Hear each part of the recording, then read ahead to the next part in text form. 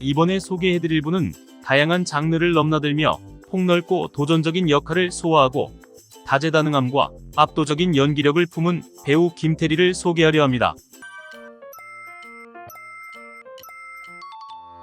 그녀는 1990년 4월 24일 서울특별시 중랑구에서 태어났습니다. 정치를 하길 원한 어머니는 그녀의 이름을 태정으로 원하셨지만 아버지가 출생신고하러 가는 길에 태리로 바꾸셨다고 합니다. 클테와 배나무를 뜻하는 리를 사용하며 그녀가 태어날 때 동네에 배꽃이 만개한 것에서 따온 이름이라고 합니다. 그녀는 처음부터 연기와 연극 그리고 영화에 대해선 관심조차 없었으며 배우를 할 생각 또한 없었다고 합니다. 그러다 그녀는 막연히 아나운서가 되고 싶은 생각에 경희대학교 신문방송학과에 입학을 해버리고 맙니다. 그런 그녀가 갑자기 처음 연기를 접한 계기는 신입단원을 모집하는 연극을 보고 반해버렸는지 1학년 때 연극 동아리에 가입을 해버리고 재미를 느꼈는지 2학년 때는 그냥 진로를 연극 배우로 결정했다고 합니다. 동아리 활동을 하며 독립영화 시민좀비에 출연하기도 했으며 대학을 졸업할 즈음엔 대학로로 나가 극단에 들어가 버리고 맙니다. 그녀는 극단 1호에서 조명, 음향 등 스태프로 1년간 잡일을 하다 정식 단원이 되었습니다. 이때까지만 해도 무대에 오를 일 없던 대역 배우였습니다. 그런 그녀를 지켜보던 주연 배우 강혜심님의 권유로 연습실에서 1시간 반 분량의 모노드라마 연기를 했고 이를 좋게 본 연출가가 김태리에게 실제 무대에 설 기회를 주었다고 합니다. 이후 다양한 연극에 출연하고 단편 영화에도 출연하면서 경력을 차곡차곡 쌓게 됩니다.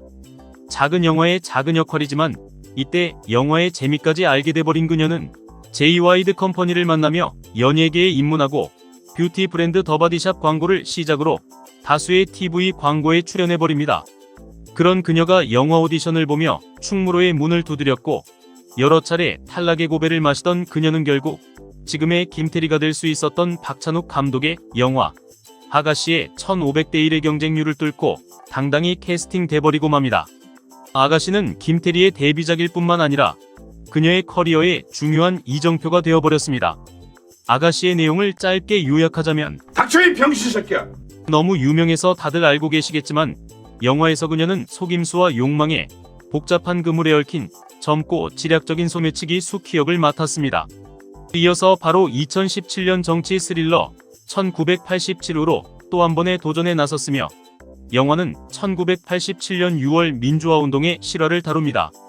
그녀는 민주화운동에 뛰어들어 정의를 위해 싸우는 대학생 희정 역을 맡았으며 결단력 있고 열정적인 캐릭터로 연기에 호평을 받았고 실력파 배우로서의 명성을 더욱 굳건히 했습니다.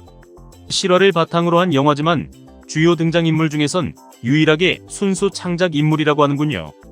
김태리는 2018년 영화 리틀 포레스트에 출연하며 자신의 스펙트럼을 한껏 뽐내고 있습니다. 일본 만화를 각색한 이 영화는 시골 고향으로 돌아가 자연에서 위안과 치유를 찾는 젊은 여성의 이야기를 담고 있습니다.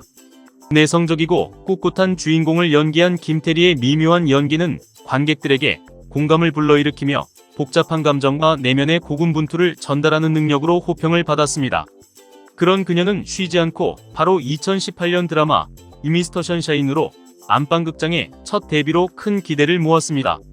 김은숙 작가가 집필한 사극은 1900년부터 1907년까지 대한제국 시대의 의병의 이야기를 다룬 작품으로 김태리는 양귀비에서 독립운동가로 변신한 고혜신 역을 맡았습니다.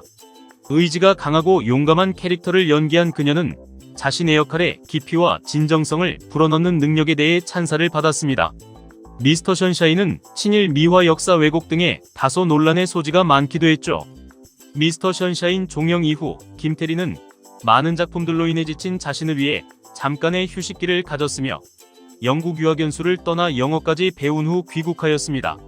그런 그녀가 또 다른 SF 장르에 도전했으며 2021년 2월 5일 극장이 아닌 넷플릭스를 통해 온라인 공개된 영화 승리호가 되겠습니다. 넷플릭스 오리지널 영화에서 터프하고 지략이 풍부한 우주선 조종사로 출연하며 승리호를 통해 또 한 번 믿고 보는 배우의 이름값을 충실히 해내는 쾌거를 달성해버리죠. 그리고 그녀는 미스터 션샤인 이후 3년 만에 안방 복귀작이자 데뷔 이후 두 번째로 찍은 2022년 2월 방영된 TVN 드라마 25, 21의 남주 역과 함께 주연으로 캐스팅되었습니다. 남주혁과의 케미도 큰 호평을 받았으며 특히 실제보다 15살가량 어린 고등학생을 연기함에도 어색함이 없다는 평가를 받았다고 하는군요.